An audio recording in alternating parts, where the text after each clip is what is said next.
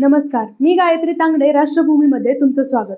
मी सुखरूप घरी येईल, आपण लग्नाचा वाढदिवस आनंदात साजरा करूया, हे एका पतीचे आपल्या पत्नीला फोनवर सांगितलेले शेवटचे शब्द ठरतील असं कुणालाच वाटलं नव्हतं. 24 जूनला त्यांच्या लग्नाला 15 वर्ष पूर्ण होणार होती. संसाराची नवी स्वप्ने, मुलांचं भविष्य डोळ्यासमोर होतं. पण नियतीच्या मनात काहीतरी वेगळंच होतं. ओमानच्या किनाऱ्याजवळ एका व्यापारी जहाजावर झालेल्या भीषण हल्ल्यात विशाखापट्टणमचे मरीन चीफ इंजिनियर सुरेश पटनाला यांनी आपली प्राणज्योत गमावली. एका क्षणात एका हसत्या खेळत्या कुटुंबावर दुःखाचा डोंगर कोसळला. 44 वर्षीय सुरेश पटनाला हे मागील 15 वर्षापासून मरीन इंजिनियर म्हणून जहाजावर कार्य करत होते. नोकरीच्या निमित्ताने जगाच्या कानाकोपऱ्यात फिरणारे सुरेश समुद्रात कितीही व्यस्त असले तरी आपल्या कुटुंबाशी जोडलेले असायचे. दर 2-3 दिवसांनी पत्नी भार्गवी यांना व्हिडिओ कॉल करणे, घरातल्याशी गप्पा मारणे हा त्यांचा नियम होता. अगदी काही शक्य नसेलच तर रोज सकाळी गुड मॉर्निंगचा मेसेज तरी मोबाईलवर नक्की यायचा. पण गेल्या काही दिवसांपासून हा संवाद अचानक थांबला होता आणि एका गूढ शांततेने कुटुंबाच्या मनात धाकधूक वाढवली होती.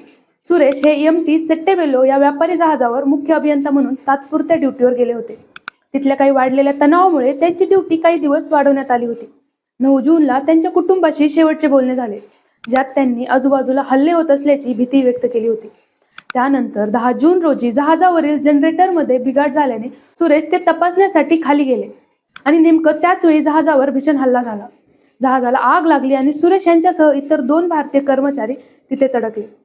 बुधवारी रात्री जहाजावरील एका सहकार्याने व्हॉट्सअप ग्रुपवर पाठवलेल्या मेसेजमुळे विशाखापट्टणम मधील त्यांच्या घरी ही बातमी पोहोचली.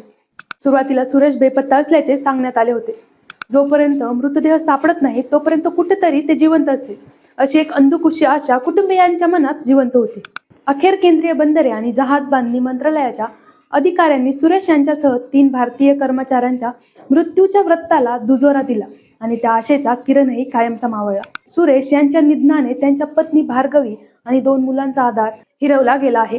केवळ स्वतःची 2 मुलेच नव्हे तर भार्गवी यांच्या मृत बहिणीच्या 2 मुलींचीही संपूर्ण जबाबदारी सुरेश यांनी मोठ्या मनाने स्वीकारली होती.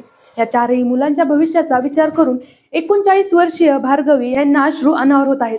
लग्नापूर्वी त्यांनी एका खाजगी कंपनीत काम केले होते, पण आता या वयात आणि 4 मुलांची जबाबदारी सांभाळत नवीन नोकरी मिळवणे आणि त्यांच्या मुलाच्या शिक्षणाचा खर्च भागवणे त्यांच्यासाठी एक मोठे आव्हान बनले आहे. या अत्यंत दुर्दैवी घटनेवर केंद्रीय मंत्री सर्बानंद सोनोवाल यांनी तीव्र दुःख व्यक्त केले असून मृतांचे पार्थिव लवकरात लवकर मायदेशी आणण्यासाठी युद्धपातळीवर पावले उचलण्याचे आदेश अधिकाऱ्यांना दिले आहेत.